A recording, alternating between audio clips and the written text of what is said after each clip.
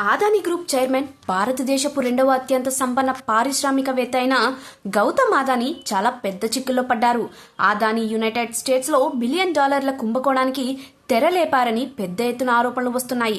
భారత ప్రభుత్వ అధికారులకు లంచం ఇచ్చి పెద్ద మోసానికి పాల్పడ్డారని అక్కడ సంస్థ ఆరోపిస్తోంది. అమెరికా కోర్టు ఈ సంస్థ వేసిన కేసును విచారించి తాజాగా అదానీతో పాటు అతని మేనల్లుడు సాగర్ అదానీకి అలానే మరో 6గురికి అరెస్ట్ వారెంట్లు జారీ చేసింది.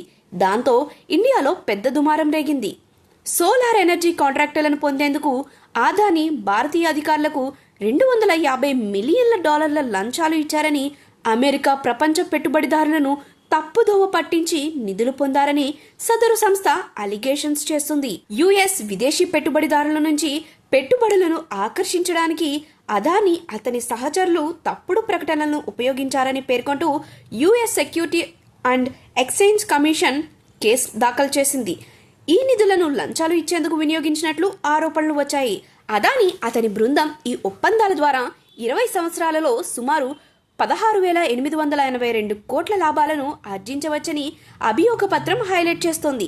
ఈ కార్యకలాపాల సమయంలో అదానీని సూచించడానికి న్యూమర్ యునో, ది బిగ్ మ్యాన్ వంటి కోడ్ పేర్లను ఉపయోగించినట్లు ప్రాసిక్యూటర్లు వెల్లడించారు. ఈ పరిణామాల తర్వాత అదానీ గ్రూప్ షేర్లు భారీగా క్షీణించాయి. అయితే గౌతమ్ అదానీని త్వరలో అరెస్ట్ చేస్తారా లేదా అనేది ప్రస్తుతానికి సస్పెన్స్. కేసును యుఎస్ అధికారులు హ్యాండిల్ చేస్తారు. సాక్ష్యం, దేశాల మధ్య సహకారం, కోర్టు తీర్పులను పరిగణలోకి తీసుకుని అరెస్ట్ చేయాలా వద్దా అనేది నిర్ణయిస్తారు.